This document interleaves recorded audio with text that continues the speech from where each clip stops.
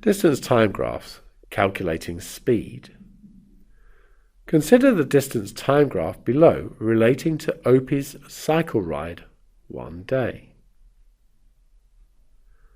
During the first leg of his cycle between 0900 and 1200, he covered 30 kilometers.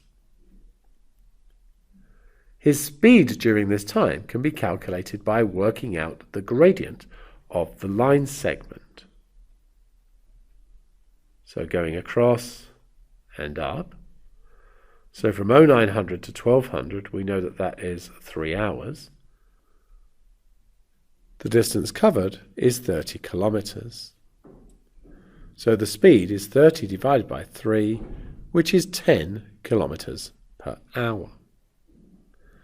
We can tell that he was stationary between 1200 and 1300 because the line is horizontal, and therefore his distance is not changing. Then he finishes the final part of the journey at 14:30, 2:30 in the afternoon, and we can see that by following down here and counting the number of squares. There's 6 squares in an hour here, and there's 3 squares from 1400. So, 1.5 hours across